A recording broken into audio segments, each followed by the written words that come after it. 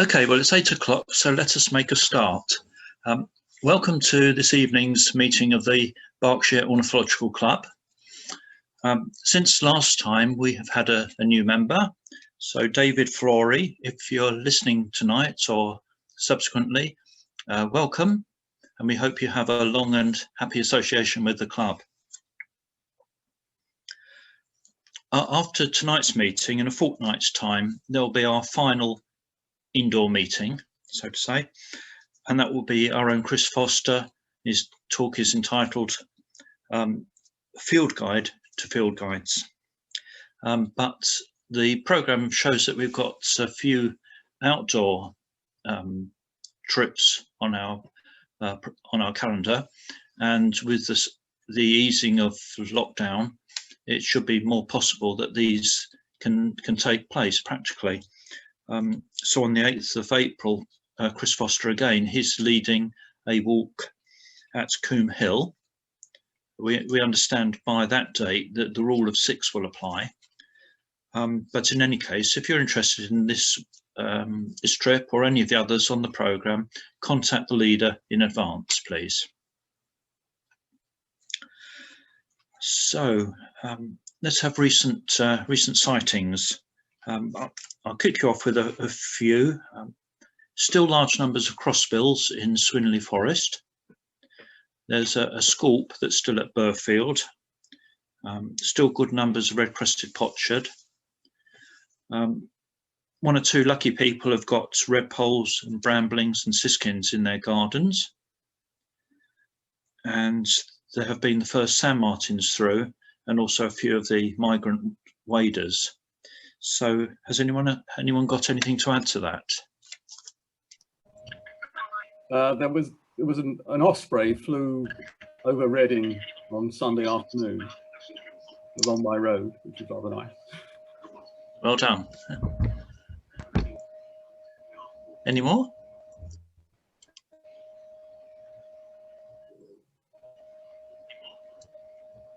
There was report of a white-tailed eagle over Hungerford about 10 days ago, and some quite nice photos taken that showed it being mobbed by a number of kites. I don't know if you've had a meeting since that sighting. No, I haven't heard of that. No, that's really good. Yeah, fantastic. Lovely.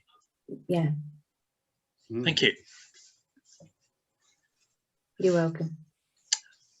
Okay, well, if there are no more recent records, I think it's time to get on to the main business of the evening.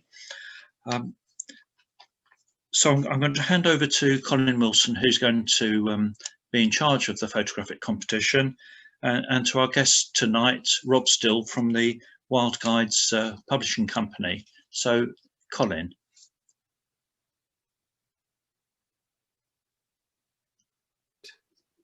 Right, can you hear me now? Yes. Yeah, okay. Well, welcome everybody.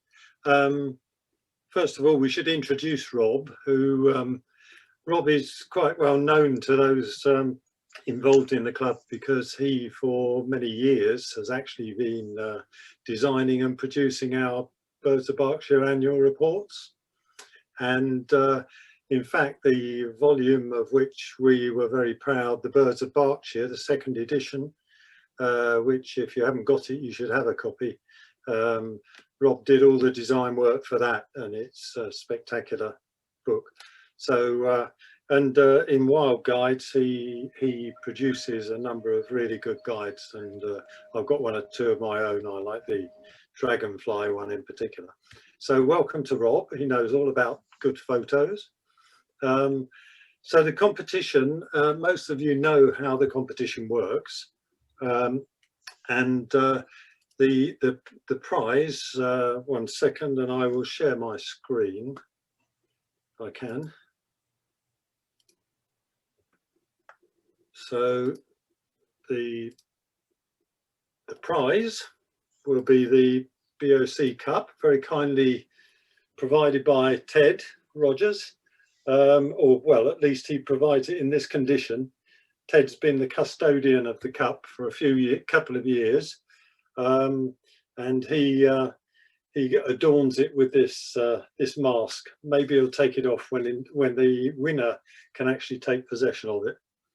But the competition consists of 3 categories. The third of which this year is birds in Berkshire. We'll start with that one. If anyone's got ideas about a different type of section that they think we should cover, then do let us know, let Jane or any of the committee know. The others are portrait and flight and action, which are standard items. So the 3 categories, this year we've allowed 5 entries per photographer in each category, because there was only a short period after our last competition. Rob and I as judges have already had to look at the pictures, and we've had to outsort a number simply so that we could get the numbers down to a reasonable number to talk about and discuss. So regrettably, some have been deselected, and we'll show all of those in a minute. So Rob and I will score each photo that has got through to the final judging between 1 and 5, and those that score 10, in other words both of us score 5s, will get through to the final assessment when we'll choose a winner and a runner-up of each category.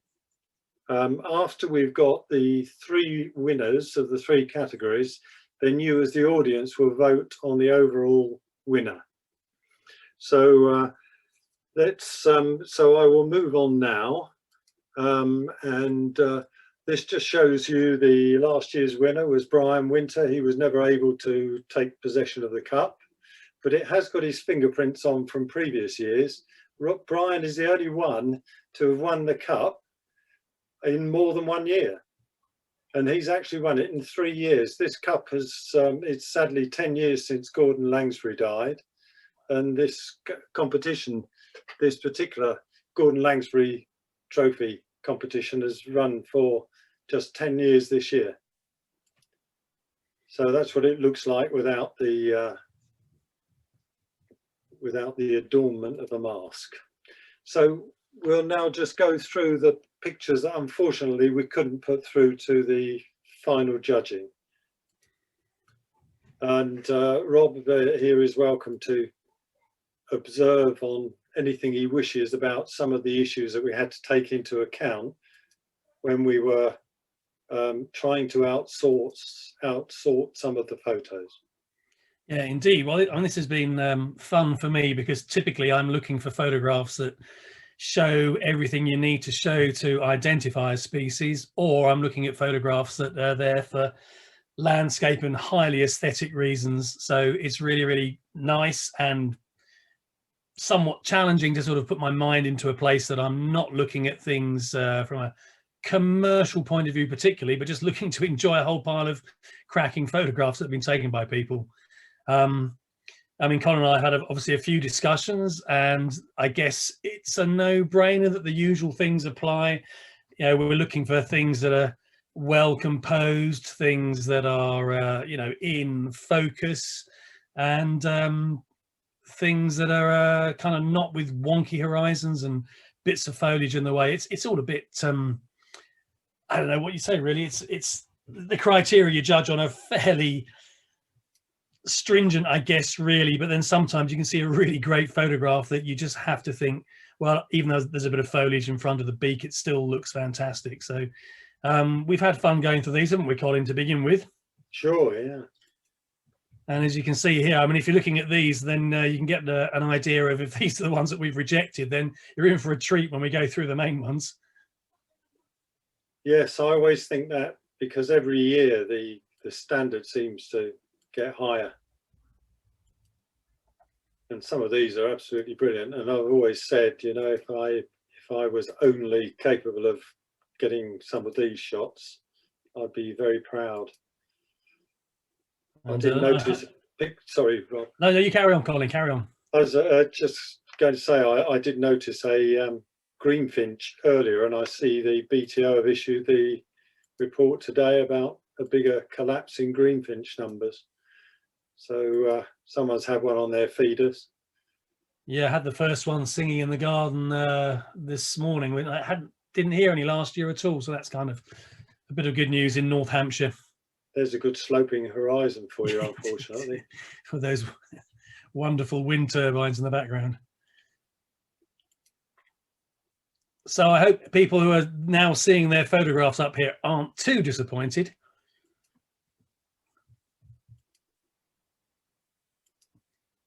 So how many entries did we have, Colin, in the end? It was I think it was about 160.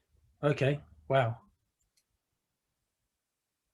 I'm now seeing some now and thinking, crumbs, I can't believe that we ended up knocking that one out, but Martial Eagle. one has to judge somewhere.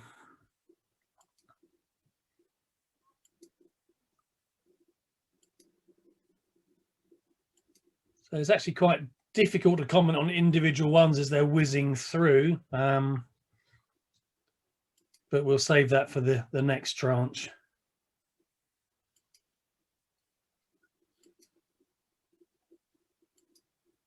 A lot of those about, as somebody said, was it Robert? How many crossbills there are this year?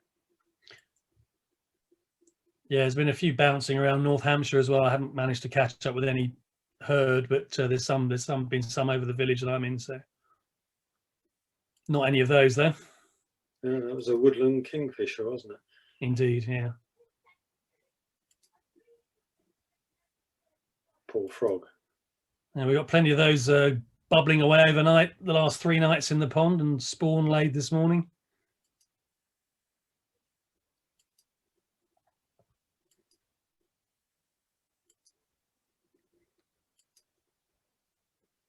So I was reading an article on hummingbird photography. I just seen that nuthatch on the feeder there. There's, I guess some of you are probably aware, but certainly in the US, the hummingbird photographer aficionados are buying kind of glass feeders, so that when the hummingbirds are at the feeders, you do not get the all the sort of plastic and wire that you normally get on a hummingbird feeder.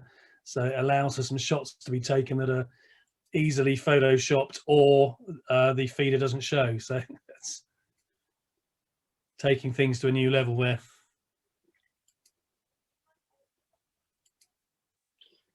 Just a few to go, but again, you know, you wonder why some of these couldn't Yeah, get that through. beater, wow, yeah.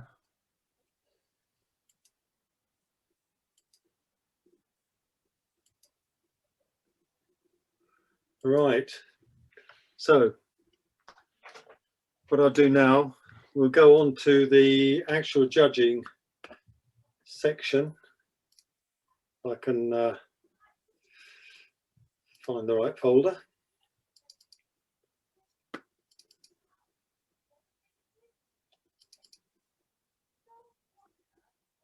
So you're already beginning to see the quality of the entries. I'll start with this one, and then Rob can give his comments and score, and then Rob will start the next image.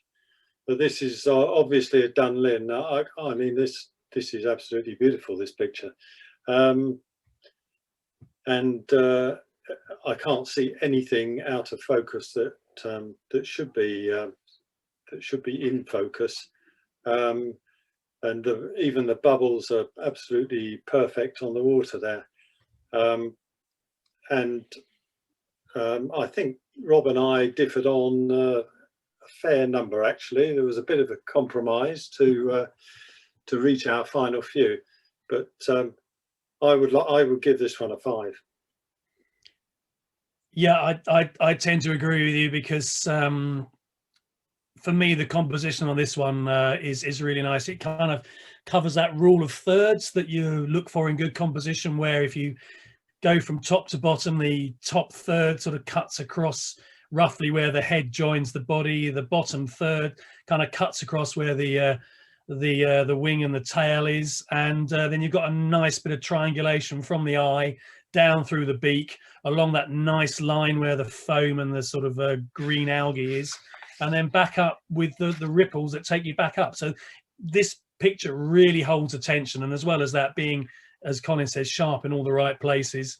Yeah, it's yeah, it might only be a Dunley, but it's a great shot of a bird that we all know very well. Well, we need you to score it. Yeah, sorry, no, I'm going along with you on a 5 on that one. Okay. And if you'd like to carry on with this one. Indeed. So here we have, yes, a nice shot of a cormorant here, I guess very much a Berkshire bird. And I will ask Colin later if there are any particular criteria for the birds in Berkshire, other than it has to be taken in Berkshire. But obviously you see these guys quite regularly.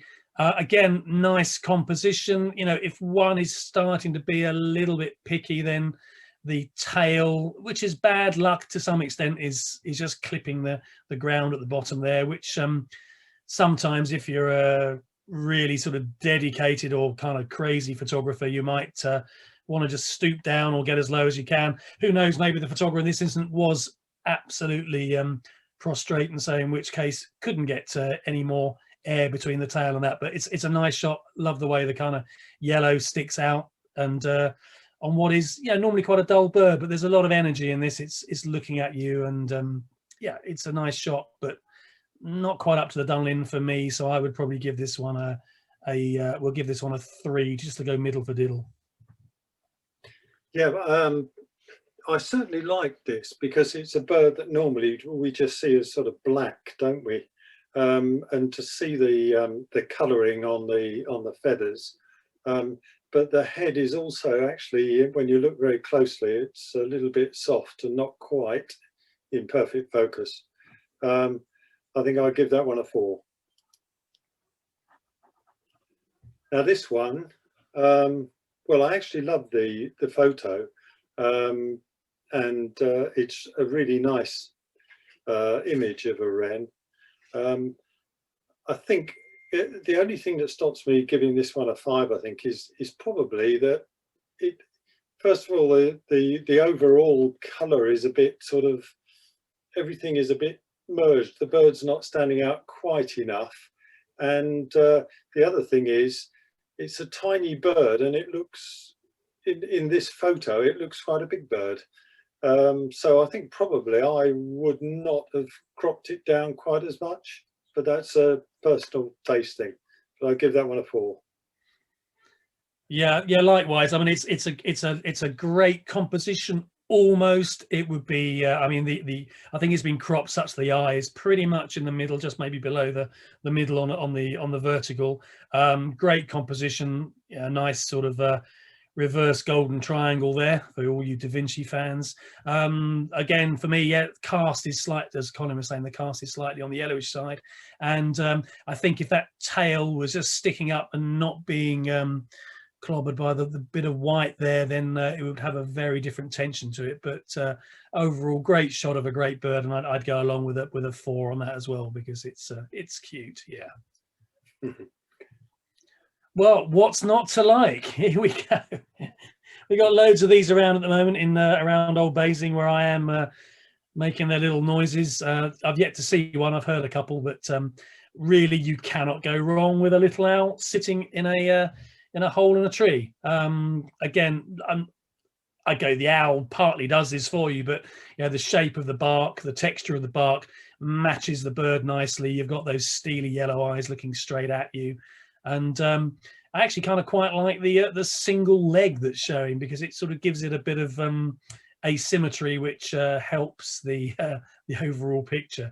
And I think actually that green scar on the right hand side, as I'm looking at the screen, helps keep you drawn in onto the bird. But yeah, nice shot. And again, this one's definitely a kind of 4 for me as well. Yeah, I agree. I was very much attracted to this picture. But I am conscious, as soon as I zoom at all, and you may be able to see it, but it really does get a little bit soft, the image, as you and as you go in towards it. So I think it would have to be a 4. So, Pectoral Sandpiper. So this is a another lovely image.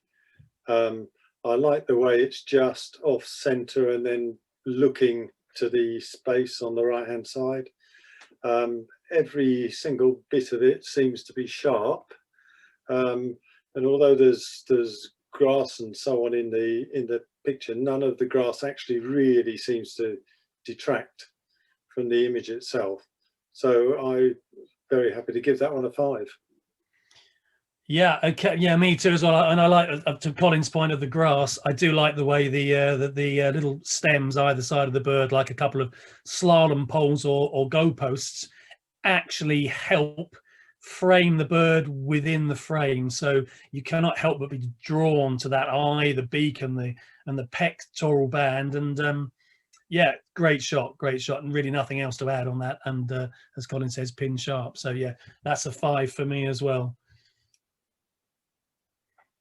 Okay, right. I have to admit that thrushes are my favourite group of birds, and for me, had a lot of redwings and a few fieldfares on the apples in my garden this year. Bit of snow on the ground, so this is a very familiar looking shot, and I can never fault a good old thrush with its wings down and tail up. And this one's nice and alert. You can't really go wrong against a snowy background. I'm really liking the way the little blades of grass showing through, just framing the bird, giving it that some balance horizontally. You probably notice that Colin will probably talk way more about things being in focus or not, because my day job with Photoshop, sort of 75 hours a day, is if anything's blurred, it's not a problem to me. I'll just sharpen it to the degree that it's needed. So it's really, really hard for me to be too concerned about out of focus. I'll let Colin be more technical on that, but great composition. And again, this one is another 5 for me, probably belying my my thrush favoritism. Yeah, well, I can't really fault this, I have to say, even on focus. So I think I'll give that one a 5 as well. We may have a problem that we may have too many 5s here, but we'll fight over that in a minute. Right, so black-necked grebe, and again a fabulous image. I mean, it's the opportunity to get a picture like this doesn't come along too often, does it? And sadly, well, there are 2 things, observations I would make about this. I just think it should be a fraction to the right. It's smack in the middle, and I think normally nowadays an image would expect the bird to be moving into the picture, so possibly that's an issue. And the other thing is, again, if you do focus in on it, I mean, this is not an easy bird to photograph, let alone to get a really sharp picture, but it doesn't take any real focusing in. It is a little bit soft in places, so that's a 4 from me. Okay, yeah, no, for me, I think the composition is great. I mean, I love the position of the kind of where the red eye is placed on there. You've got the bird sort of centrally in the thirds.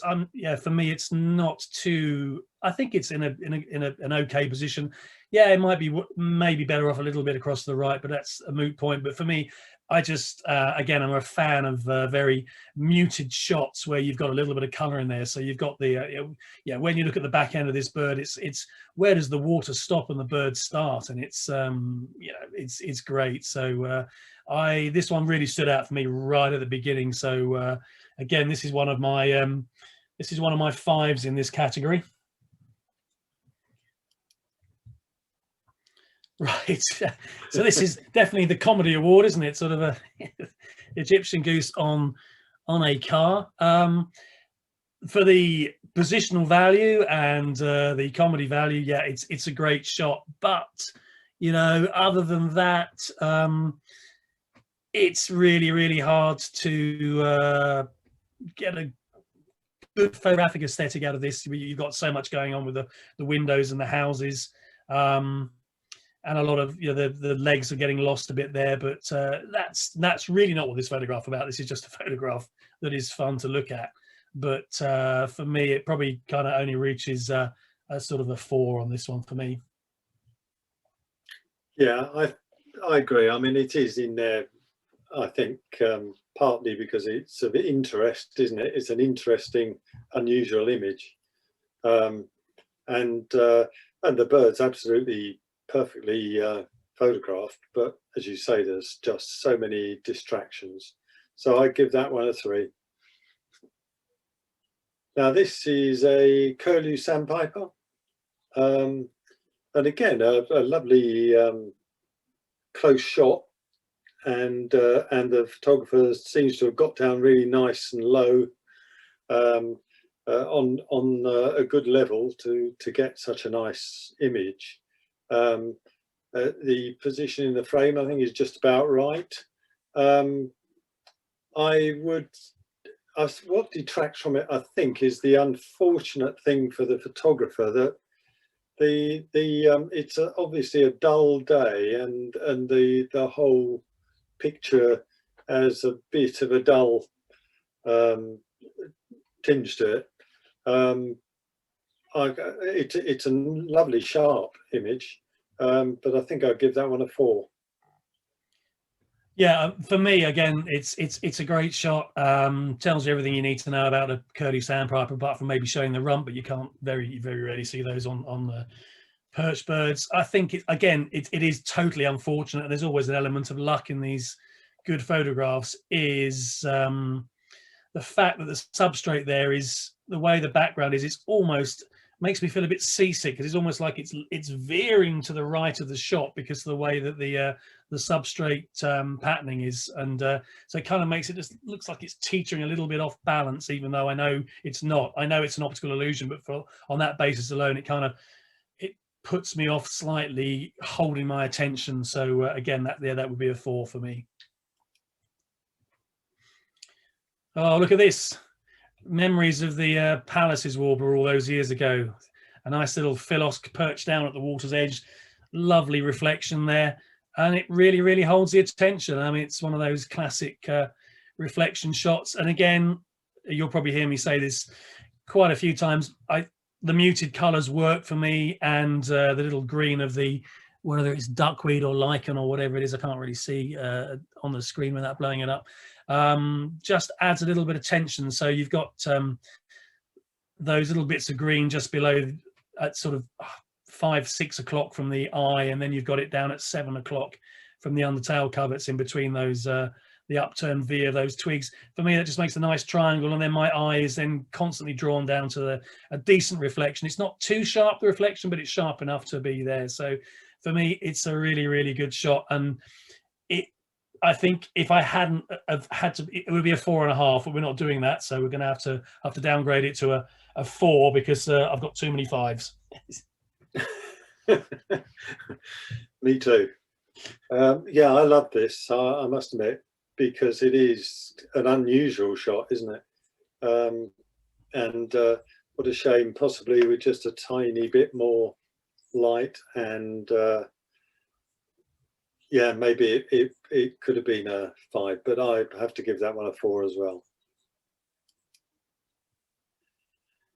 Right, another pectoral sandpiper, and this is a lovely image as well. I mean, what's not to like, really? It's got virtually everything that we're looking for.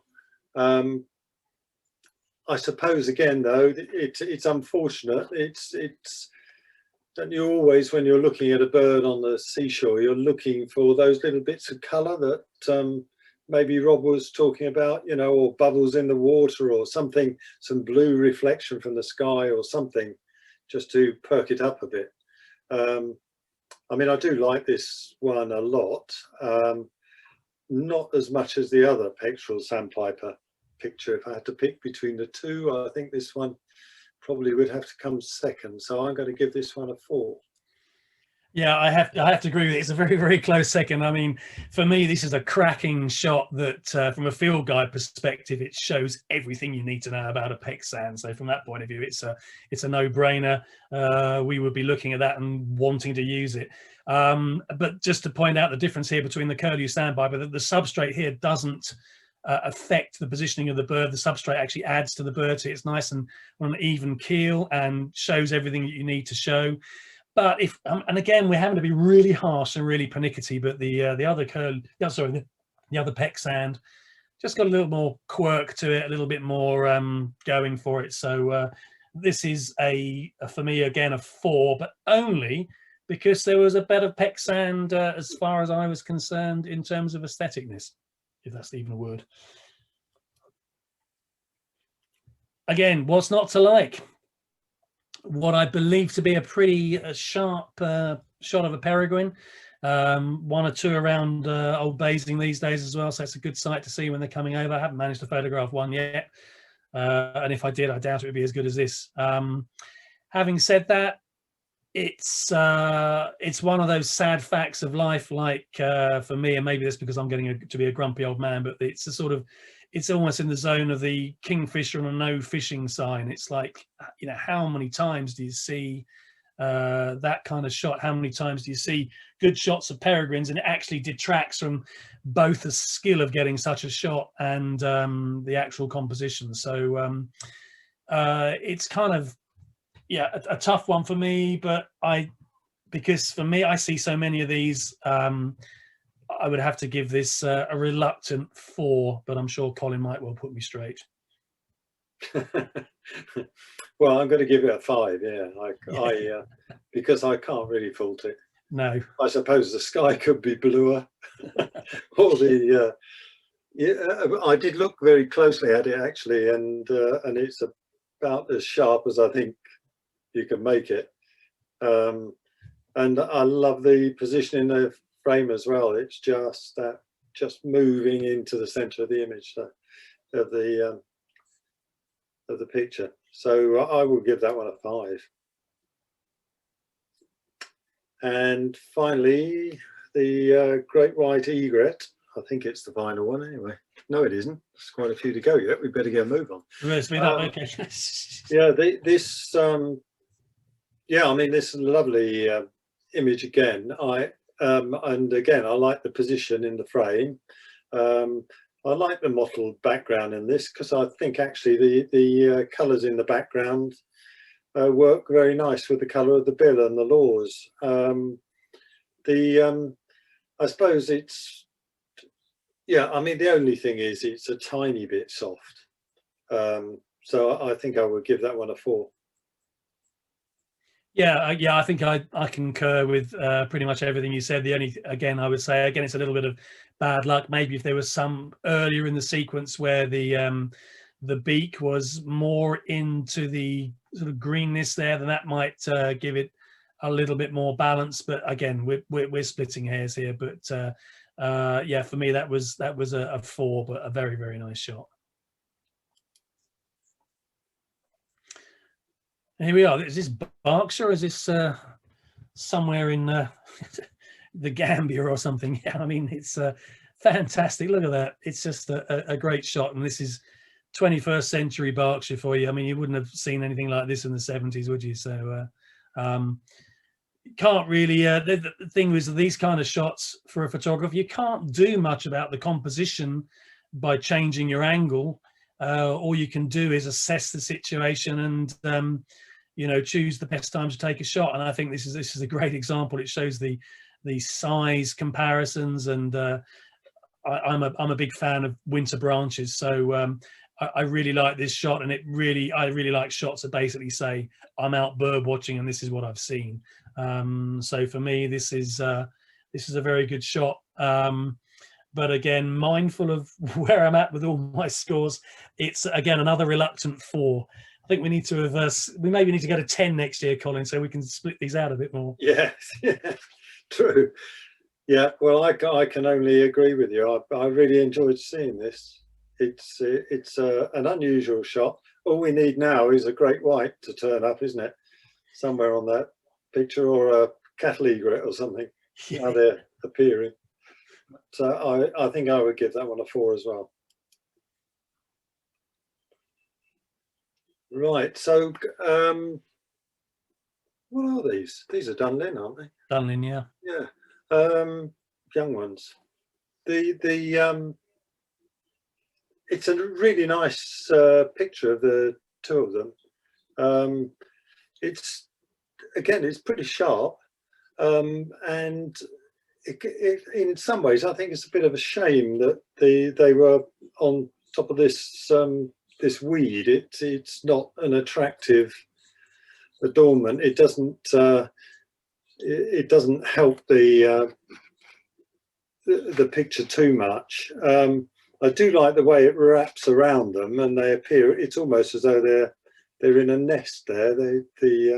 With the weed forming a bit of a circle to them.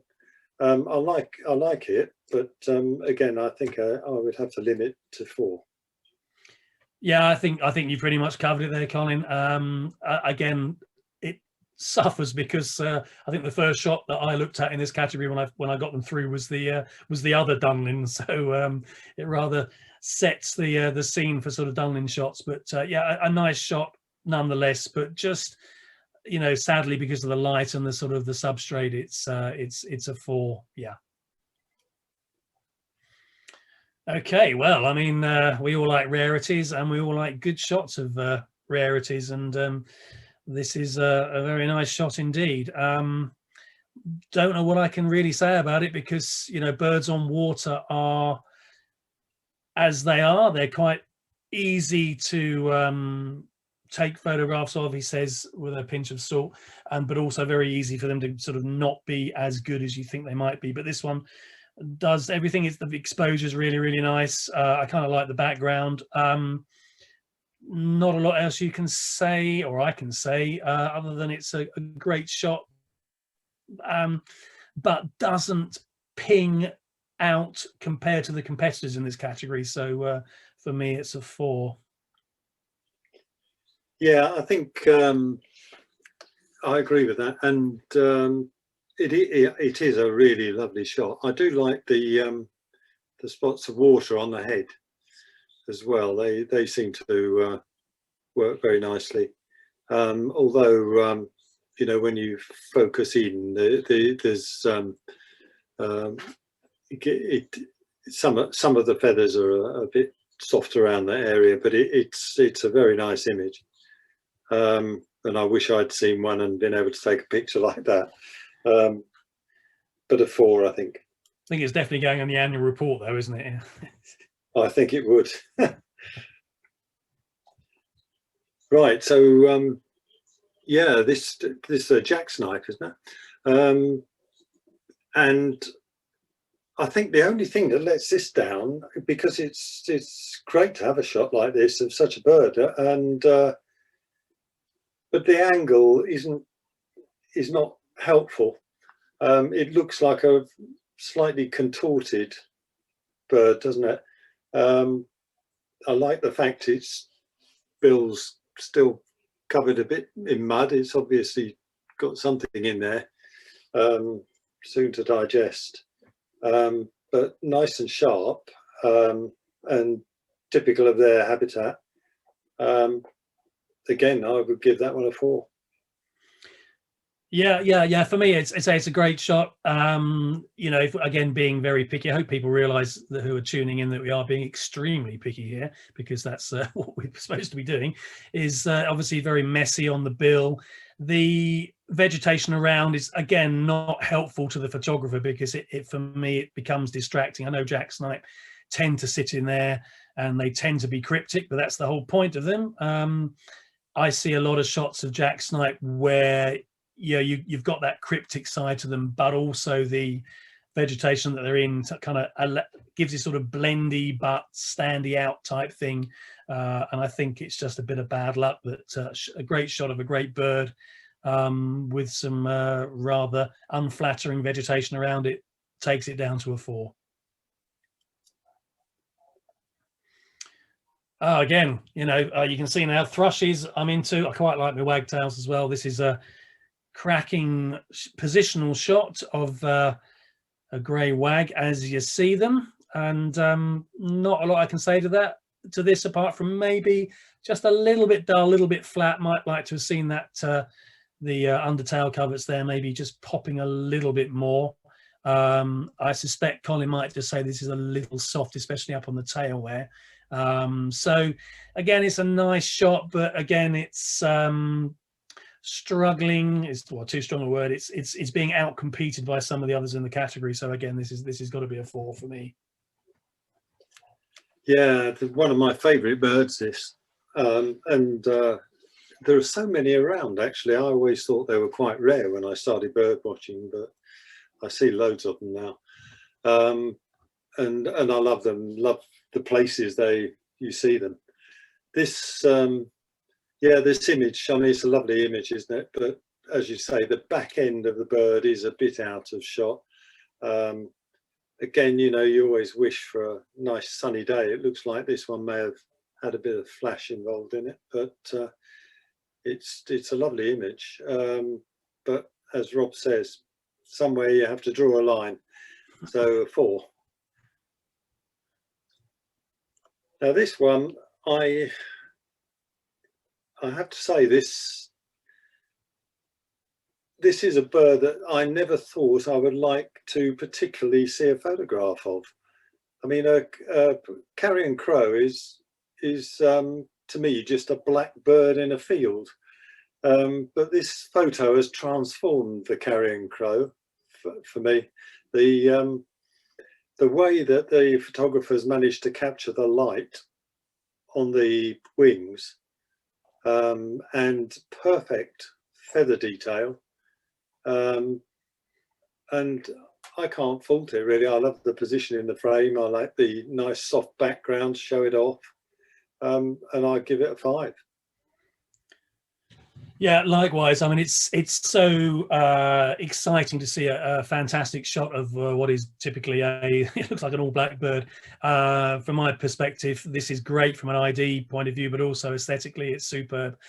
Yeah, whether it's a little bit of luck or whether it's just the way the lighting is, but I really am captivated by the little pale purplish tones in the background, which kind of match some of the areas on the covers and that as well. So you've got this beautiful blend of color for me, both in the background and on the bird, which just adds to the sort of foreground background tension.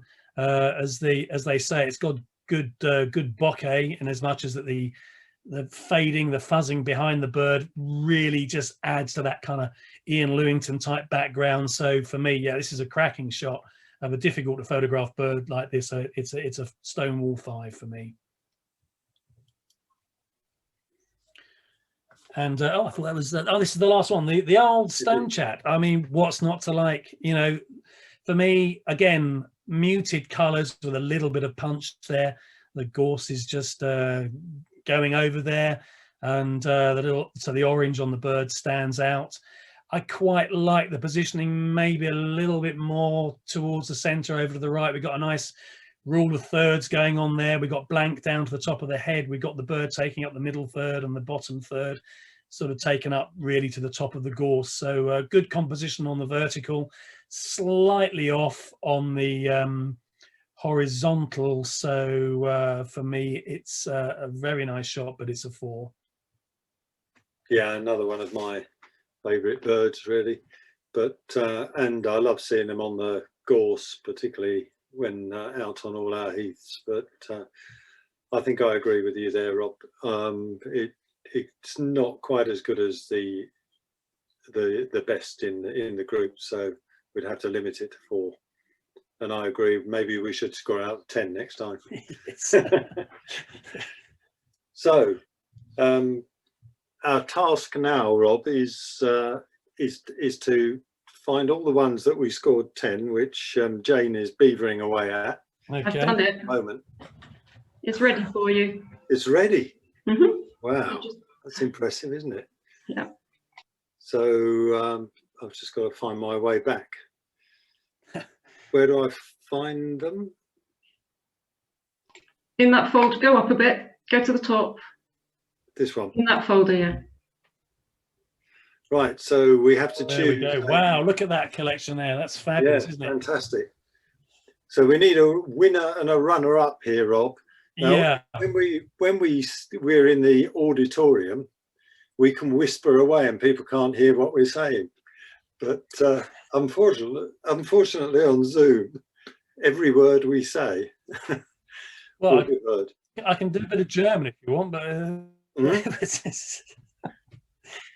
but okay. Well, I don't mind people hearing what I'm saying. Okay, for me, I'm going to go. I think. What we want a 1 and 2, do we? Yeah. Yeah, I'm going to go Carrion Crow and Peck Sand in that order. Right. Well, I'm going to agree, Carrion Crow. I'm sure that's going to surprise some people, but it's fantastic. And it would have been, for me, it would have been either the Peck Sand or the Dunlin. But I'll go with you on the Peck Sand for second then. Look at that! Wow. So, and bad luck to the Dunlin Yeah. at the field fair. I feel awful doing this. I thought this was going to be fun, but I'm just sitting here. Sort of... Okay, so now we're going to take a few minutes break, I think, are we, Rob? At this stage? Yeah, up to you. Yeah, easy either way. Sorry, I meant the other Rob. Robert. Oh, sorry. We usually have a quick break so people can go and freshen up and have another cup of tea. Yes, that's fine. What, 5 minutes? Yeah.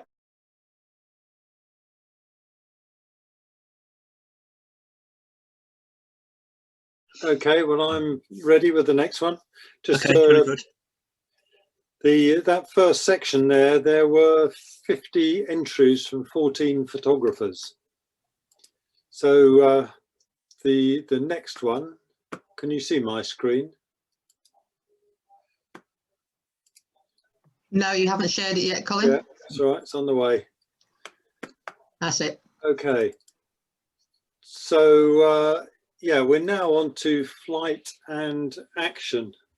And in this one, we had 43 entries from 14 photographers.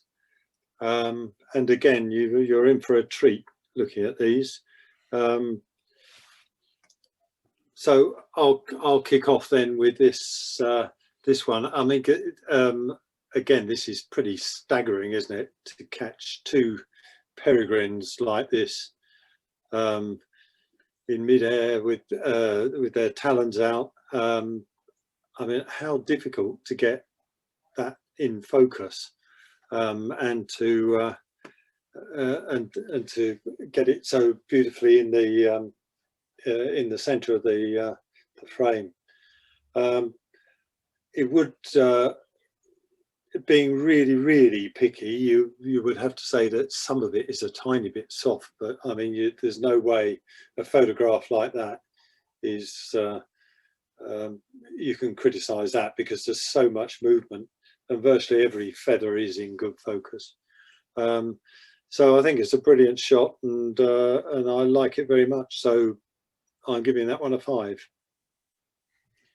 Yeah, I just echo everything you said there. I mean, in the break, I was thinking how many photographs I look at each day, maybe hundreds on some days, and I never have to comment on them, but I'm still having the same thoughts. So it's, this is really challenging, but yeah, I can't fault this. If anything, a millisecond, attosecond before, and the head wouldn't have been clashing with the wing of the right-hand bird, but that's, we're picking the hairs off the back of a gnat's leg there. So yeah, for me, that's a 5 as well. Again, yeah, again, another great shot. I mean, any action shots, any photographer knows how hard they are to get. So I hope all the photographers realize that we are being really picky here and not really meaning this stuff, but that's what we're having to do. Yeah, again, great shot, a lot of action, nice composition. I just think because of the slight blurring down, or not the blurring, but the overlap with the reeds at the bottom just distracts for me from the overall composition. So it's a reluctant 4 for me for this one. Yeah, I really enjoyed this one as well, and I think that's the only thing. It's unfortunate that the grasses or reeds on that left hand side there just do force the eye away from the bird itself. I like the fact that the reeds are in focus along the bottom there at the front, but again, it would have to be a 4. And Montagu's Harrier, it's fantastic, isn't it? I love it. I suppose the perfect photograph might have a perfectly blue sky behind it, but in some ways the very light cloud and background, lovely soft colours of it, very slight pinkiness there add to the overall image. I don't think, if I remember rightly, Robbie's quite as keen on this one as me, but I'm going to give it a 5 because I like it so much, and I like the bird too. Yeah, I'm only not keen because actually, sadly, when I was looking at these, I had spent the entire day before looking at Harrier shots for the plates in the next field guide I'm working on. So it was like, oh, right, here we go. Having looked at it again, it's an absolutely cracking shot. And if I did disagree with you, Colin, it would be actually I do like the fact that it is against the downland in the background, because I think it was against a blue sky. It could be Africa, it could be Spain, it could be Hungary, it could be anywhere. But for me, this looks kind of local. I don't know if it is or it isn't, but it certainly feels local to me. So I think I've upgraded from my earlier thing, and I think I would give this a 5. Yes. Okay, well, I mean, really, what can you say about this apart from it is fabulous? As much as I loathe that advert on TV where they force those starlings into whatever shape it is for whatever product it is, this is a natural apostrophe there, with the, I think it's a marsh harrier in there, as I recall. What a fabulous shot. I mean, it doesn't need any colour. In fact, the fact it's got no colour just adds to the whole brilliance of it. And one of the reasons I like this shot is because many, many moons ago, when I was a student in about 1980, I got a front cover on BB with a shot of some dunlin in flight at dusk. So it was black and white, and very proud of that BB cover. This reminds me of that. And you've got the shape in there. Stonewall 5 for me, just on the artistry alone. Yeah, I remember. I'm pretty sure this came up in last year's competition. And I'm pretty sure it scored maximum on that occasion as well. I mean, it isn't. It's just not likely you are going to get 2 chances at a shot like this, is it? In a lifetime. And I suppose, if only you could have it as being not all grey and black, but you can't. It's a nighttime picture, isn't it? Or it's a dusk picture, so it has to be dark. So I give it a 5. Yeah. So this goodness sake, is Scrocco, isn't it? Again, it's really nice, this, and the colour of the bird is so attractive. It's the right place in the frame. It's flying into the picture, just about. But there's a little bit of the feathering not actually in focus on the wing, which is a little bit unfortunate. It has been sharpened a fair bit. You can see the edges have been sharpened on the picture, which just detract a tiny bit from the image for me. So I give it a 4.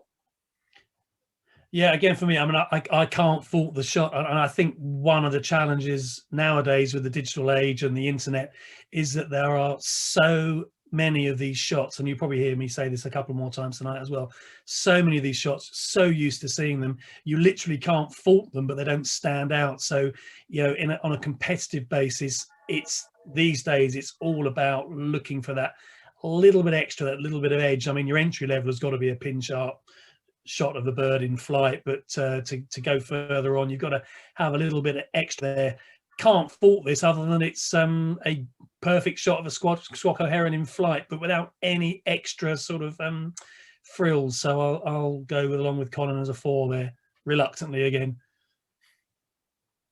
And again, this is the same problem. Squillions of fantastic barn owl shots out there in flight with reeds in the background and meadows in the foreground. Again, this is a cracking shot. And I'm used to going through for books, picking shots based on such minute criteria, whether it's got to fit the page or is one thing, but then you get 100 shots that can do that, and you've got to drill right down. And here, the fact that there's a kind of secondary missing is really, and maybe the tail's a little bit sort of cranky as well. Those kind of things make the difference and make you feel really harsh and really horrible. But a great shot of a barn owl, but it has to be a 4. Yeah, I agree. Yeah, it's a sort of photo that we would all love to be able to capture, and I do like the 3 levels there of the ground and the low foliage in the background, and then the top. It's really nice, but it is a 4. I was keen on this because I thought it was a really interesting shot. Again, it's not often that you would ever be able to capture a photo like this. I think I can't say I've seen it going on in my garden anyway, but to see a magpie that's actually captured a starling and beginning to dismember it, I should think. It's you know, it's got a good action shot there with the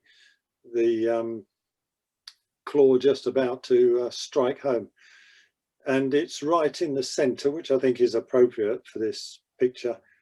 The only thing that makes this a 4 for me is the fact again that it's not quite as sharp. As soon as you begin to focus in, it's not quite as sharp as the others, so it's 4. Yeah, I think if we got maybe Colin was a goth when he was a youngster. It's because I find these kind of shots.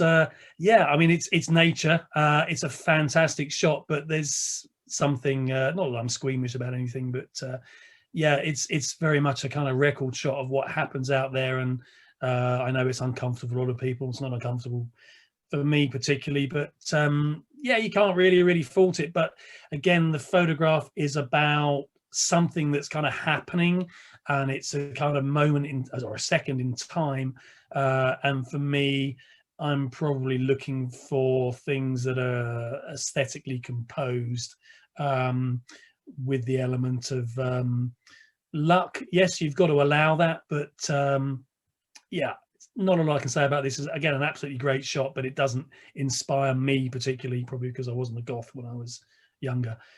So again, it's a 4 for me. Okay, yeah, again another cracking shot of a sort of cormorant flying along. If we're going to be picky about composition, this is a sort of shot you might want to see centrally. Again, if you're being picky about it, it might be nice to see something that is maybe not in quite a sort of heavy state of a molt or abrasion or whatever that is going on there.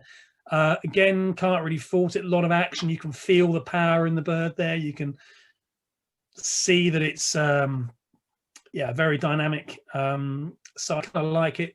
I like the little bit of yellow against the blue, but again, doesn't reach me like some of the others that I know are coming up. This is one of the benefits of having seen all these things first. So it's again, it's another reluctant 4. Yes, I'm going to go along with that for the same reasons. And this one is quite a spectacular shot. But what's really interesting is that there's no overlap at all. It's amazing. Usually with a group of skein of geese or whatever we might call it, you can never get them all separate. and they're all in focus as well. It's quite incredible. And I like the space on the right hand side of the screen that just gives them something to fly into, and so I would give it a 5. Yeah, I agree. I agree. Great shot, great lighting. I mean, if we're going to be hypercritical, then it'd be nice if they were a little bit more central. That one on the left is so close to the edge, it's kind of slightly jarring for me. But yeah, that aside, a little bit of Photoshop, a little bit of adding on the left hand side, no one would know the difference if you represented that. So, but photographically, with the action in there, it's a 5 for me. I just think this is a great shot. Having all those things I said about things overlapping, blah, blah, blah, blah. Yeah, sometimes you can get away with it. The bird on the left is, the wings are up and you lose them against the other 2 birds there. But yeah, it really looks like it's having fun. The 2 birds in the center stage. And fortunately, the right-hand bird, the wing is overlapping, but it's pale enough against the dark background. I just think this is a great shot of something you commonly see, especially during the winter, where there's coots around that can't get into the water, but difficult to get a shot of. So, you know, credit to the photographer. This, a little bit of luck. Can't do much about the birds in the background, but for me, so much energy and action in there that it's a 5 for me. Yeah, I never thought I would say this about a coot image, to be honest. Coots don't really grab the imagination too much, and I just love the way they're all running towards the photographer, and they seem to be doing it almost in step. You know, it's a great charge, isn't it? And they're all on this, and it captures it beautifully. So I'm going to give it a 5 as well. And what can you say about this? I have a feeling we might have seen this one before, actually, but it's incredible. I mean, look at that colour. It's a beautiful bird anyway, isn't it? Amazing bird. But to catch all those droplets, it's well, there's not much I can say apart from it deserves a 5. Yeah, I concur. That's all I'm going to say about this. It's a 5. I mean, the colours, it's just wow. Yes, it's all happening. I can't take my eyes off that one. Okay, here we go. I know. Yeah, we had a difference. I mean, I'm kind of into my gulls, so this is for me a really nice shot that shows the structure of a glauc really well. So that's probably what swayed me to sort of say, yeah, I really like this shot. The water is pretty much horizontally straight, so that doesn't detract. You see so many gull shots where the water is just naturally wonky, but which detracts from it, so it all kind of feeds together for me. Having said that, and now kind of reviewing it with the light of the other ones, nice shot, tells you all you need to know about a glaucous gull, but yeah, it's again another reluctant 4. Yeah, I agree. I wish it was a nice bright blue Mediterranean Sea. It wouldn't be, would it? But it would have brightened the picture a little bit. And then dear old grey heron. And again, a great shot, isn't it? I mean, to get this close, and I like the way it's leaping up into the frame as well.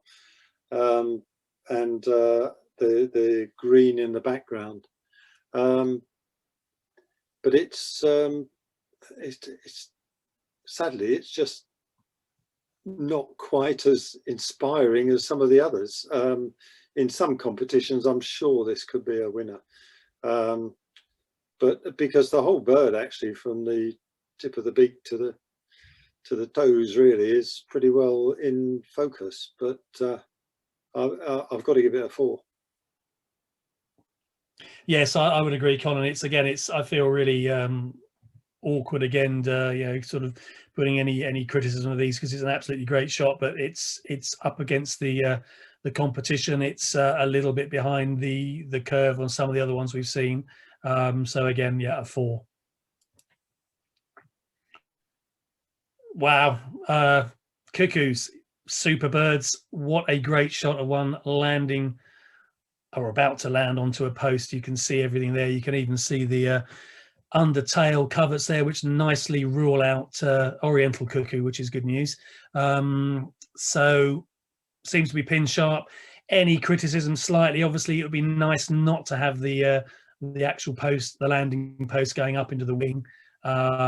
So fantastic shot of a fantastic bird, but because of that, and it almost looks like it's a flag on a flagpole if I stand back and squint. So the balance slightly is off for me, which is just bad luck. It's nothing to do with the photography.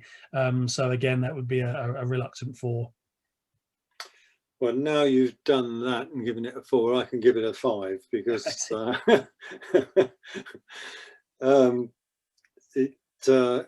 but I do like it very much, and I love the post. I mean, the post is an attractive post, isn't it? And so yeah, I'm going to increase its score because I love seeing pictures of cuckoos anyway. Yes, I agree.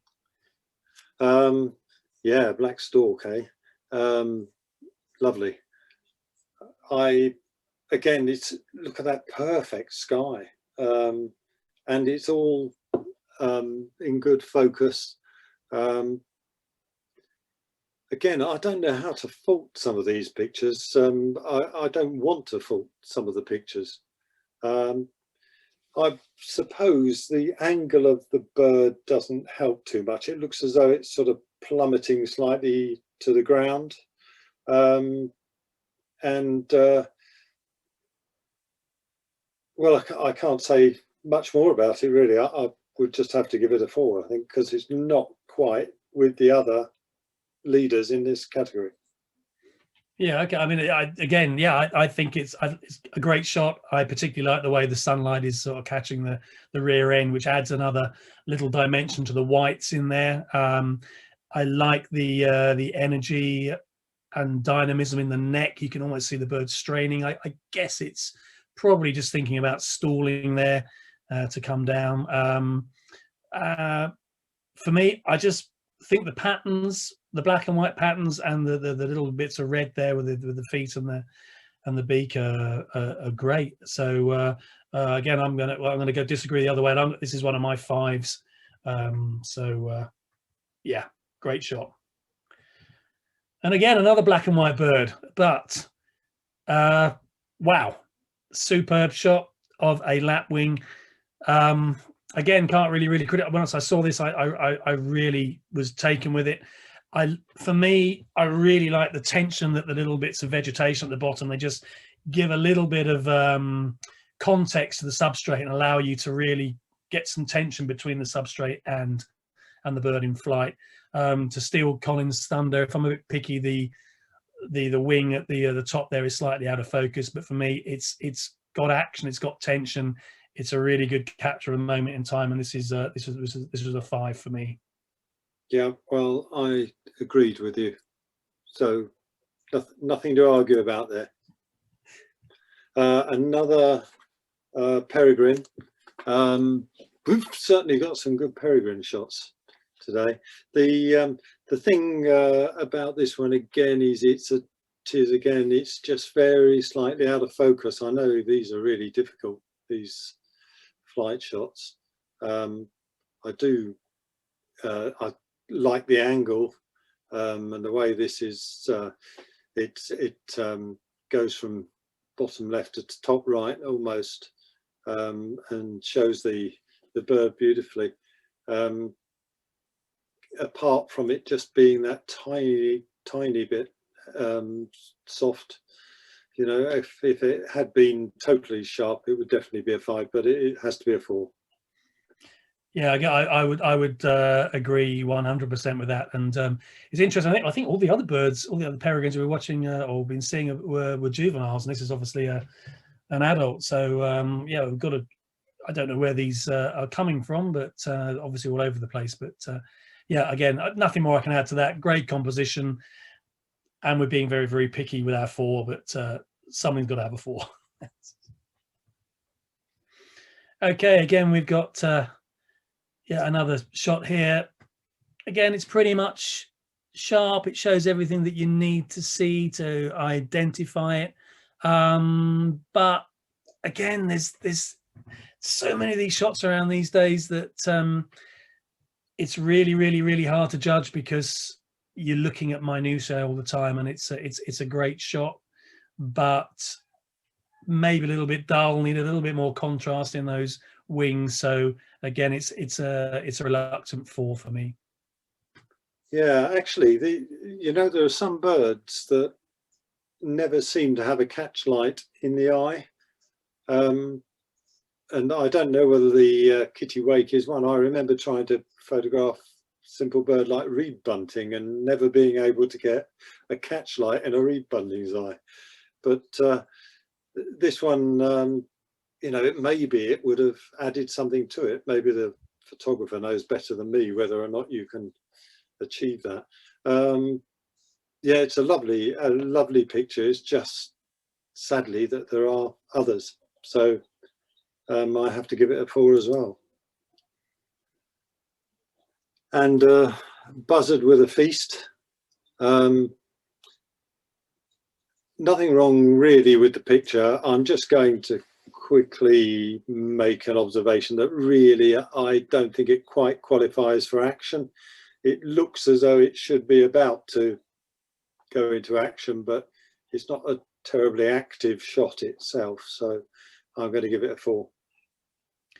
Yeah, okay. I hadn't really thought of that, Colin, but that is a good point. Again, nice shot, good light in the eye, steely gaze, but slightly up against it compared to the others in the category. So I will go a 4 on that as well.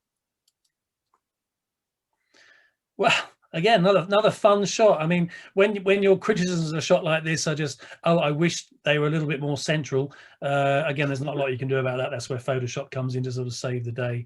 But what is good about the shot is it almost could be the same bird, but in slightly different positions of flight and put together as a montage. So I really like the fact there is a little bit of action from left to right on there. So again, this was a 5 for me. Was it a 5? I don't remember that. We may have a bit of a difficulty when we sort this one out. I like it as well, and I think probably I would have given this a 5, and so I will. And let's see, sort it out in the wash. Yes. So that's the lot for this category. So Jane will have to tell us what we've done. So we had 43 entries from 14 photographers here in this one, and it's interesting that well, it's not interesting, it's probably expected that for portrait photography we get more entries, the next section, from more photographers. I guess portraits are probably a tiny bit easier to a bit easier to take, so but they're even harder to judge. How are we doing, Jane? I think they're there. Just checking. There are 7. Oh wow. Oh, maybe there should be 8. Hold on. Oh, we failed there. No, it's just Dropbox has gone a bit slow. That's all. So I've got. Let me just check them. 2, 7, 20. Yeah. Yeah, they're there. You confused me there, Colin, because you did those ones backwards. But once I worked out you were going backwards, I was fine. Ah, Jane, well, you confused me because you put them into Dropbox backwards. Anyway, they are all there now for you. Thank you. So I reckon we've got 5. No, there are 7. 8. You chose 8. Oh, crikey. Oh, there we go. Crumbs. Yeah. Okay. Correct. Yeah, we got a bit soft, haven't we, Colin? We're giving everybody 5s, aren't we? We'll have to get really harsh on the next one. Yeah. So how are we going to sort this one out? Do you want me to go first? I mean, I tend to go. You're the guest. Yeah. Okay. If I was doing this for work, I'd have them on a light box and I just see which one stood out for me. And I think for me, the Mandarin is the outstanding one. In terms of second place, kind of hard to say, but I think the Coots have it for me. Yeah, well, I was leaning in the same direction. So, and I mean, the Mandarin is cheating because of its wonderful colour, but I think actually capturing those water droplets like that is something special to get that photograph. So yeah, Mandarin's a winner then, and a nice straight horizon as well. Yeah, absolutely, yeah. And those brilliant advancing army of Coots, runner-up. Quite literally. Quite literally a runner-up. Yeah, absolutely. Right, so we best move on quickly with our portrait section. Okay. So I bet that's the same cuckoo on the same post.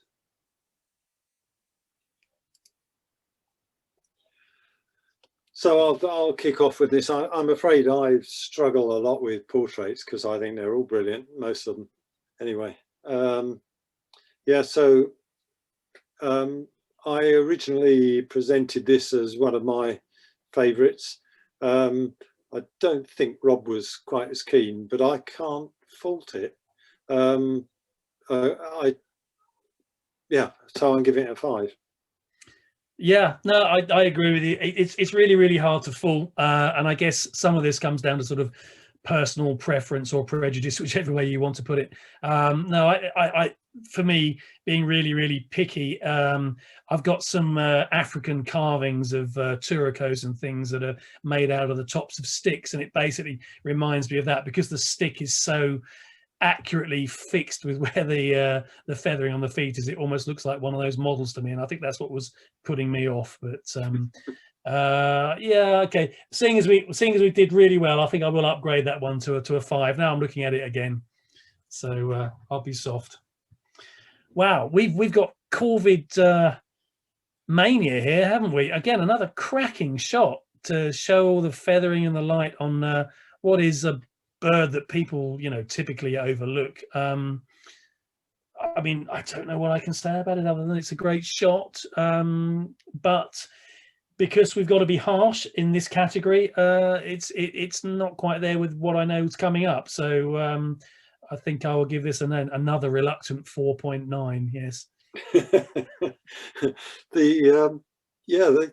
The thing about this one is that you know, the light, the sheen that's come off that carrion crow before can't come off that one, can it? Or doesn't come off that one. So I'm on 4 as well. This little ring plover, again, what a lovely shot, and the way it's stretching its tail out there, and so I know Rob likes this one, but I'm going to give this one a 4 because I think it's too far, slightly too far to the left of the screen. I would prefer it was looking slightly into the picture, just an inch or two to the right. And as a portrait, I think I probably would expect it to be a little less active. So I'm going to go with a 4. Okay, now I'm going to stick with my guns again. If I'm being really, really picky, if the little stone wasn't behind the standing leg, and if the stone and reflection wasn't behind the trailing leg, that would make it just even better. The little white spot top right kind of off as well, but for me, I just like the whole kind of jigsaw feel of it. Is where is that tail going, and where's that foot come from? I mean, it's just like, so that's what's captivated me about this. So I'm going to stick with my original 5. And we got another difference of opinion, but that's fine. That's what it's all about. Wow, nice blue throat. Again, what's not to like? Cracking birds. But again, it's a super shot. I mean, again, if we're getting really, really picky, it'd be nice maybe to have not lost the feet where they lose, you know, that kind of classic thing of if you're going to cut off a limb on something, there are certain places where you can cut it off and get away with it, and there are some places where you get off and you cut it off and you have no clue how long those legs are. Do they go another 6 inches down or another 6 millimeters? So great shot, shows everything that I would need for an identification shot, but in the context of the competition, again, it's a 4 point something. Okay, I'll go along with that one.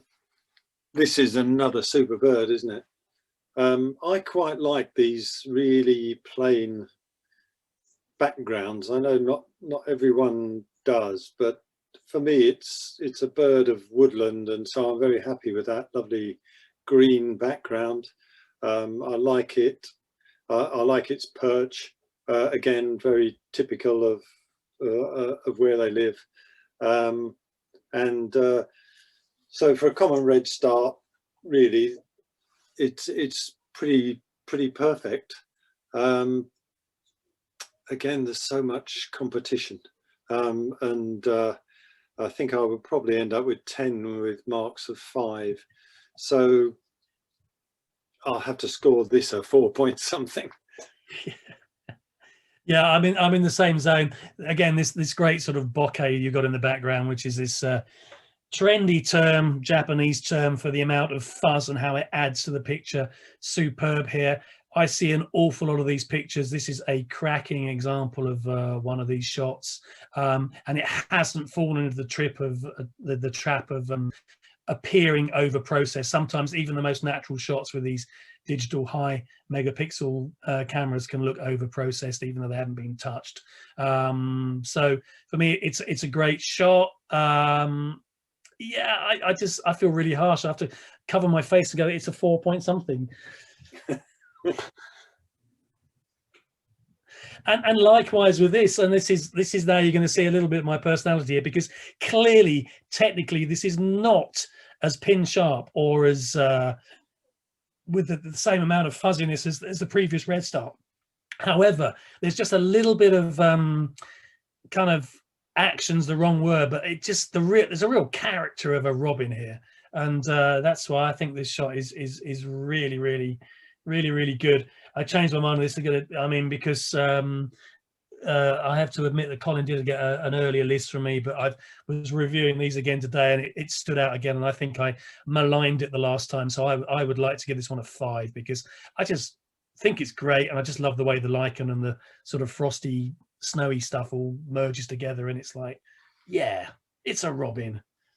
Yeah, and it's a great shot of a robin, isn't it? It's and every detail of the bird is there, and I love the lichen on the branch and the ice. It's brilliant. Yeah, 5. I guess, yeah, if I can just say one thing, actually, but yeah, but that and also this one, the difference between that and the redstart and the blue throat is this does the side on thing, but it's got a little bit extra with the little wings, a little bit of extra character in there, which makes it stand out for me, and that's a way of differentiating between those two shots for me. Okay, so now I think it's my turn. Yeah, Fieldfare, another lovely image, but I feel the bird is a bit lost here in the background. Too many branches obscure the perfect view of the bird. Although the bird isn't, there's nothing in front of it. It's just that the background is too confusing. So I'm going to go 4.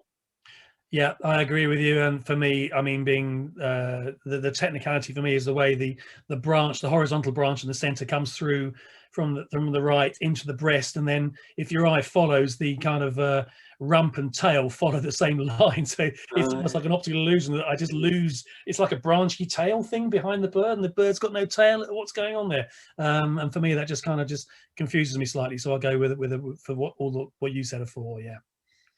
Oh, this, well, I mean, what is not to like? If any of you are kind of neotropicophiles, just great shot. For me, this just brings back happy memories of many trips down there. Losing the tail slightly, whether that's because of a bit of processing or what, but to me, I can forgive that because it allows you then to focus on the tuft and the head. And yeah, again, I've got a soft spot for many bird families, and hummingbirds is one of them. So this was one of my original 5. So I'm going to stick with that because it just takes me back to a warmer place, and hopefully we can get back there soon. Yeah, for those that don't know it, I didn't. It's a horned sun gem, the name of the bird, and it is beautiful, isn't it? And it's a lovely composition. This sort of I suppose it's quite a clever photographer trick, isn't it? Getting this soft, misty edges here.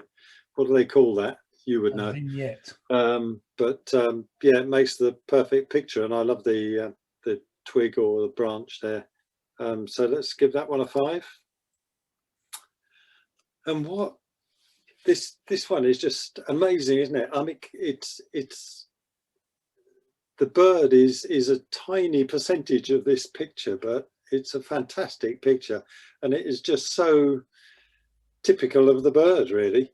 Although it's chosen a sheep instead of a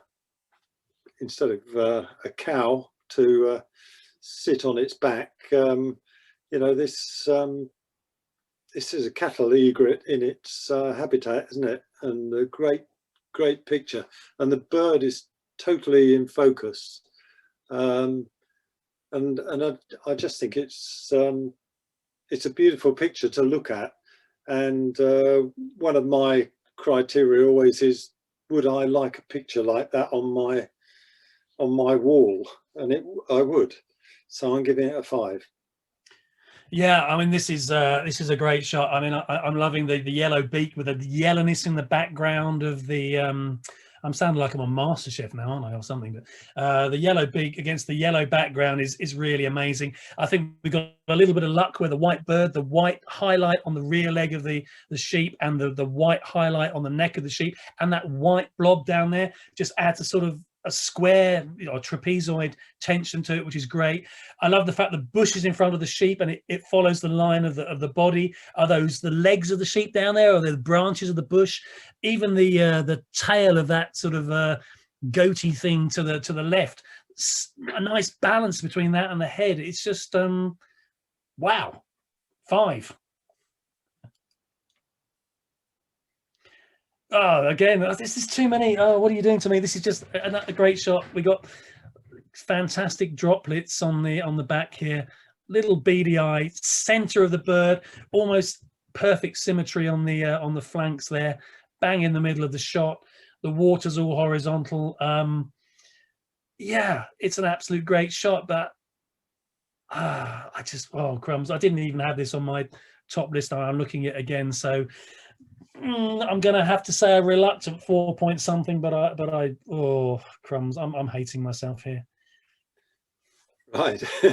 Well, I'm going to try and make it a tiny bit easier by just saying that it's not really a portrait. It's a great shot, but it's not really a portrait because you couldn't identify the bird from that photo. You need to see the bill and the front end, really, don't you? I mean, presumably.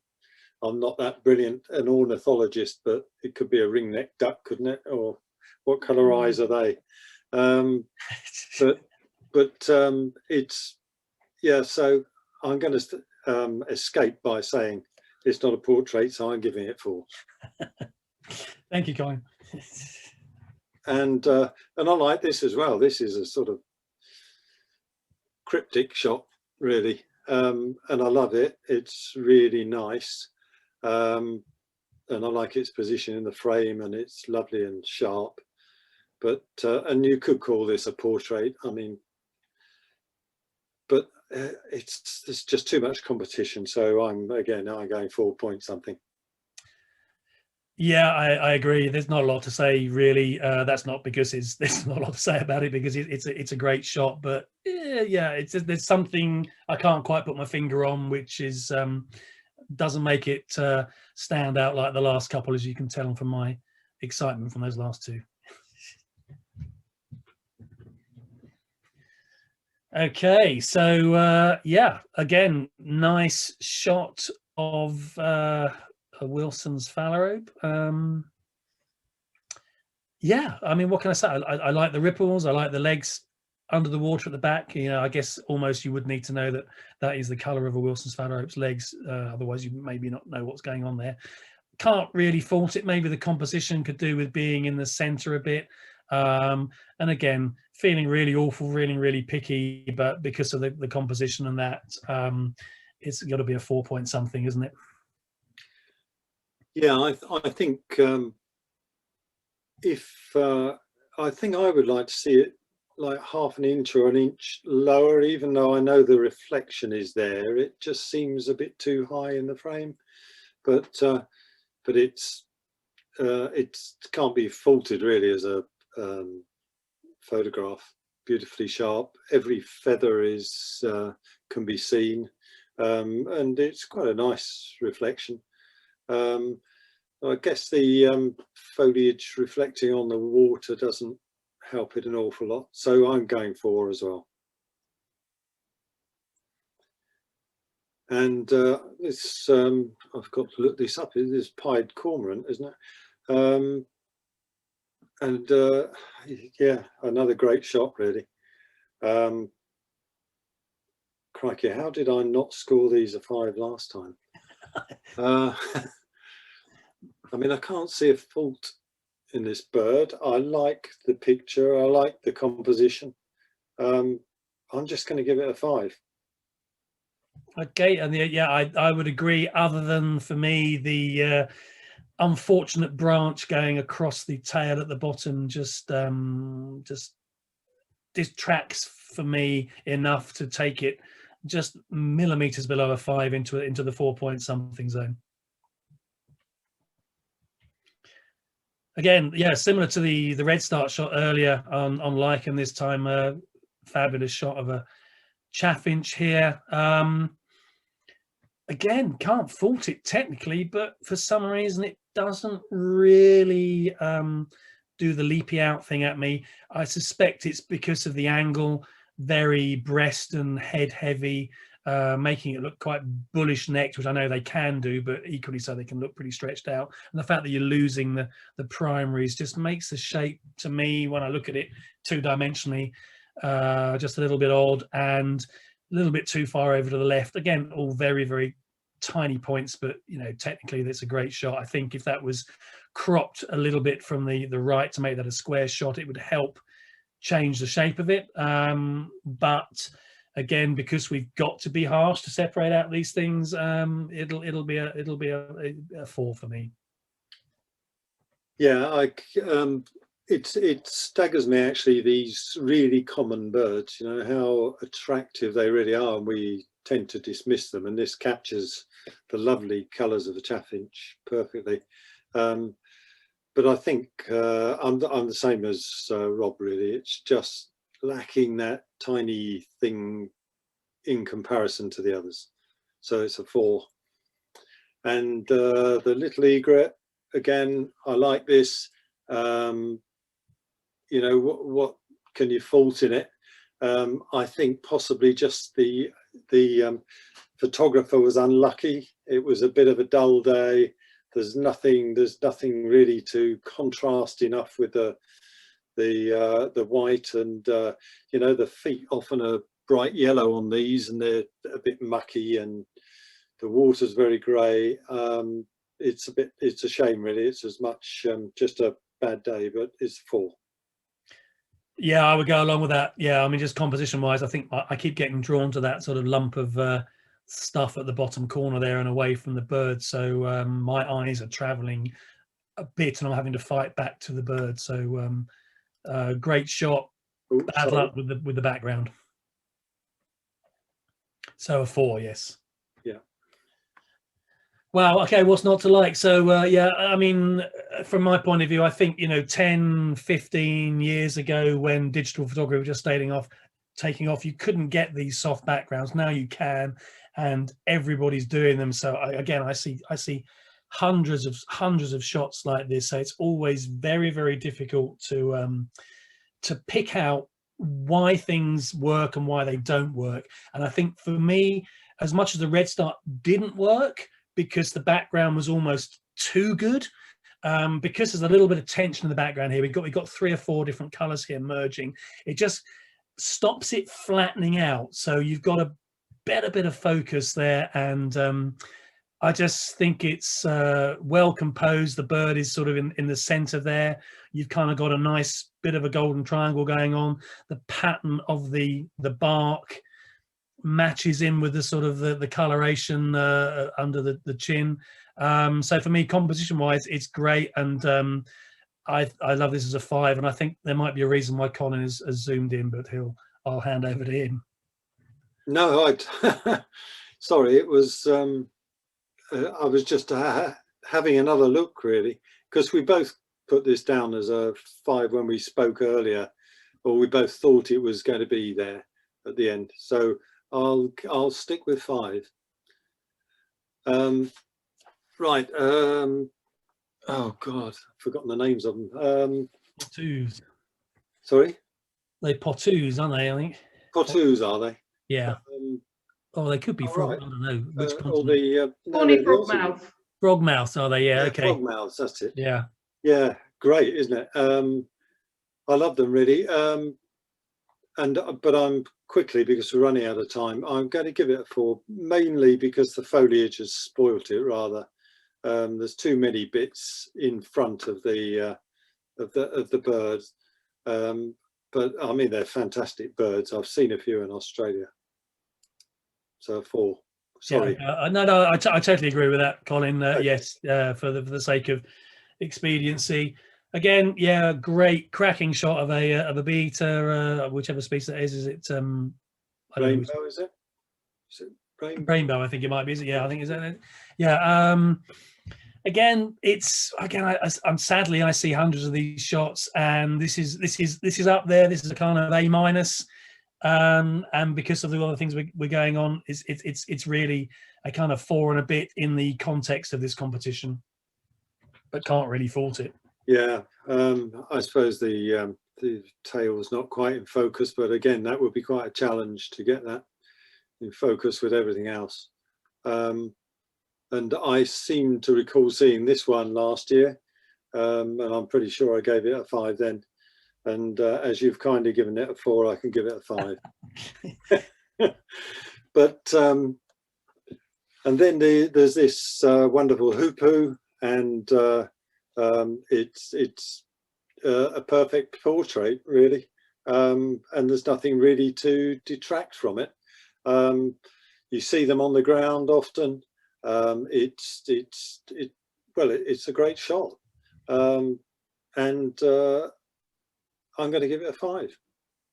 Yeah, and for me, the complementary sort of the orange and the hue of the green are really kind of yeah, they're a perfect combination for contrast, make it stand out.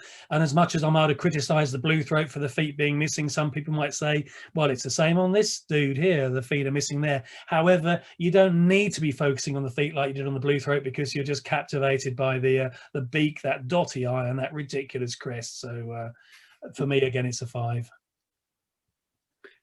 Okay, last one. Last one, yeah, great bastard.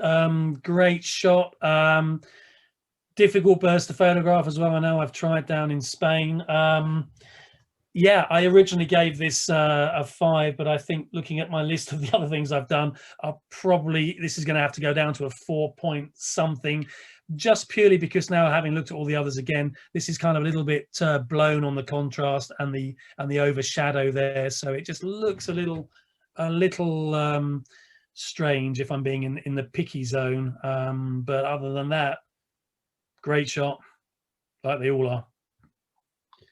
Yeah, I must admit I hadn't really noticed that, but now you mention it, yeah, the contrast is pretty strong, isn't it? I did love the fact that so much was in focus at exactly the wrong place, and the feathers were brilliant. But you're right, really, it does appear a little bit too dark behind. So 4. Right, so we're back to the start, and Jane is going to try and give us the 75 final selection. I've done it. There are 6.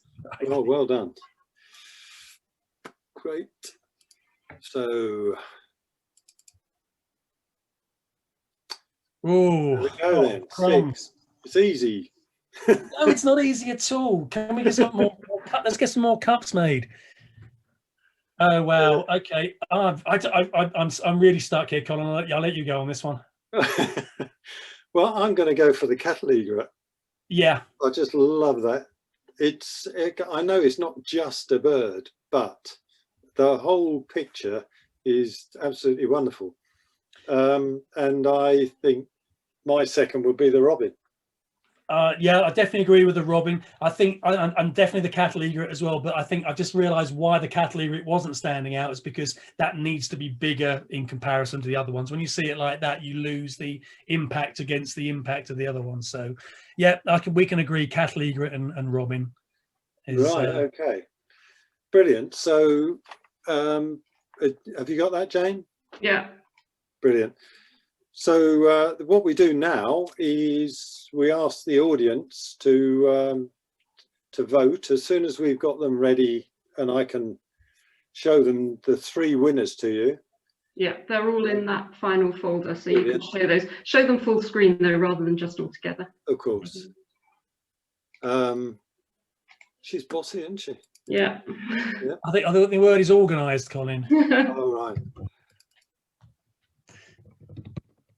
Right, so I'll just keep rotating them. Are we ready with the poll, Sally? I am. I would suggest you show them first before, because when I put the poll up, that'll cover the picture up. Yeah. So okay. step through them a couple of times first, and then I'll put the poll up. Yeah, fine. Okay, so we have the mandarin that was the action photo, and then the cattle egret. I would have that one on my wall, I think. And look at that, fantastic. And the carrion crow. Okay, can I just, if anybody, I'm going to put the poll up in a minute when you've gone around a couple of times. Please vote for your favourite. If anybody, if there's more than one person on any of the connections, please can one of you vote on the poll and the other one vote by putting their vote in chat, and then I'll add them on to the results so that everybody gets a chance to vote. So if you're happy for it, I'll put the... Can the judges vote? I don't know, can they? I'm not sure what we've done before. in the event of a tie, maybe, Colin, yeah? Give us some power. No one will ever know. Actually, I won't, because I know you might, I only know, I don't know who votes how. I just know what the number of votes are. Okay, everybody's hopefully made their minds up. I will launch that. So you should all now be able to see that.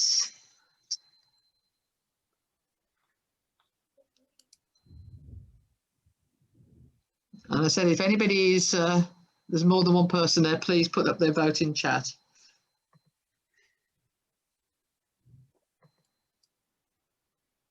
So while we're waiting for that, I did mention this is the 10th year of the Gordon Langsbury Memorial Cup. We've got room on the back of the cup for, I think, another 20. Gordon, of course, was a truly expert photographer, a brilliant photographer, and even produced photographs that went on some of our stamps. There was a stamp set of stamps with his photos on. So it's fitting that as our president for many years, we created this competition. I've only had 32 of the 39 connections have voted so far. So if anybody who hasn't voted Who's would like to vote, please do. And while we're waiting, the other thing is, of course, we would like ideas for a third section for the competition. I think the birds in Berkshire's work really well.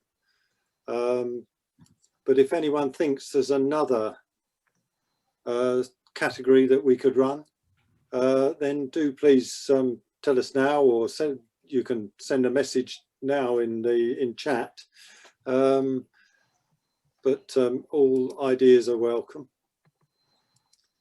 Right, I haven't got any more votes in yet, so I think we will have I'll give everybody another 10 seconds to vote if you haven't voted. I've picked up all the votes from the chat. Thank you for that. Right, well, let's just take a moment while we're gathering the final couple of votes. Think. Oh, we've got another one. Brilliant. I'm going to vote in a minute. Go on then. No, I won't. Well, I'll tell you now that unless anybody is that we've got a clear winner. So Oh, great. I will end the polling. I will share the results, but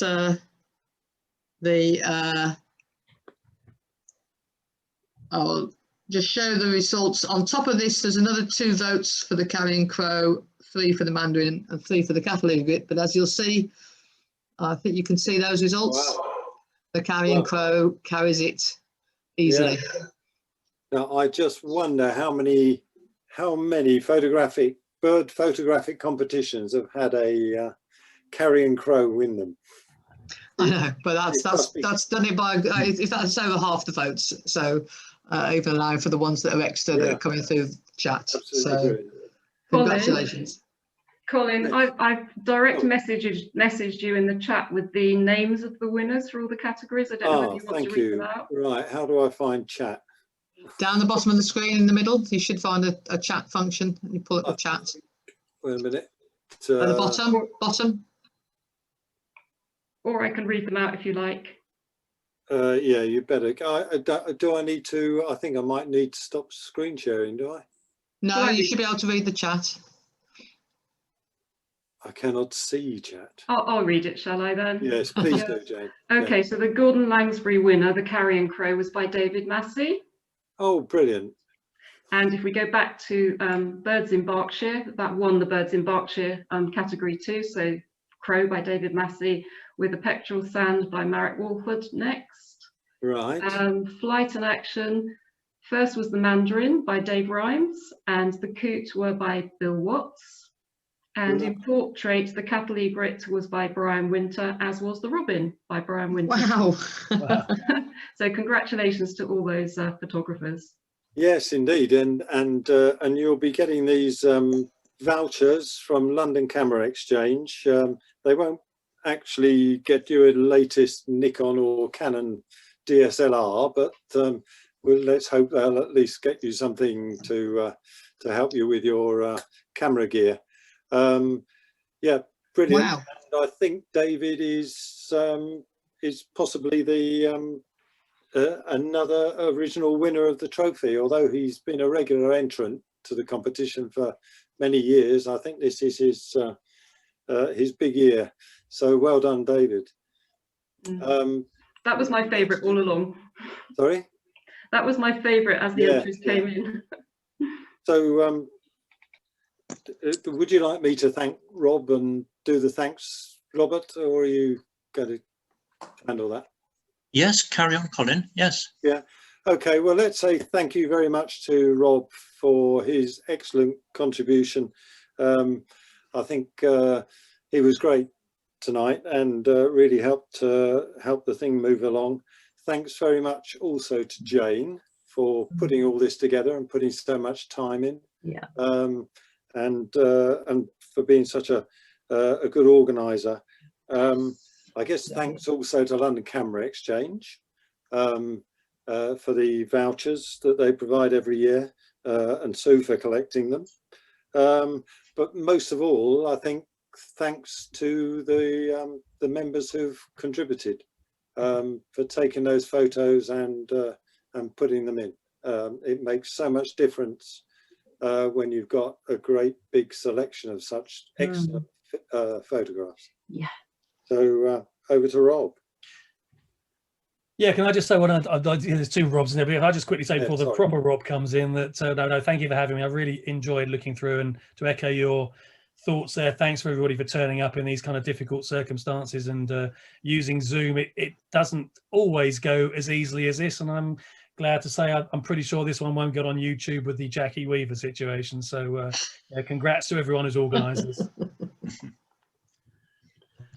Well, yes, just in summing up, I'd like to thank everyone who's been involved with this. I've been really impressed with the comments from the judges. So many times I've looked at pictures and I've had a sort of feeling about them, and the judges have tonight expressed it in words and helped me to understand how I'd got to my feeling about some of these pictures, whether good or not so good. But yes, we've had a great evening tonight, and thank you for everyone who's been involved, and just look forward to seeing you in a fortnight's time at our next meeting, when Chris Foster talks to us about field guides, and just keep an eye on the programme for our outdoor meetings. Rob, can I just interrupt? You've got Tracy's put her hand up, so I presume you've got to say something. Thank you. Thanks very much, Sally. This is my meeting, my first meeting, so thanks very much. I've really enjoyed it. Really enjoyed looking at all the photos. I have recently volunteered my services to update the club's Instagram account, which I have been doing using my own photos to date, of which they are sort of limited and certainly not of the quality we've seen this evening. So I just wanted to ask if it would be possible to have access to the photos that we've all looked at this evening. So I've then got a fabulous stock to be promoting on the Instagram account. And obviously, if I can have the credit of the person that took the photos, then I can credit those as well. Well, I have them all, Tracy, so I've messaged you my email address. Perfect. So you get in contact with me, I can let you have them. That's fantastic. I can probably share the Dropbox with you. Okay, lovely. Thank you very much, Jane. I think it is one of the terms of the competition that people do allow us to use their photographs for club publicity purposes. Yes, it will only be on the Berkshire Birds Instagram account, obviously. Yeah. Thank you. May I just ask a question? You're advertising an outdoor meeting in April. Are you certain that that will be able to go ahead and still be COVID friendly? Well, we can't be 100% certain at this stage, but that's why we ask you to contact the leader shortly before, just in case the situation has changed in the meantime. Okay, I thought that was a bit early for outdoor meetings, but my memory isn't that good, so you're probably right. Thank you. Okay, well, thank you, everyone, and good night. Thank you. Thank you. Good night, everybody. Good night.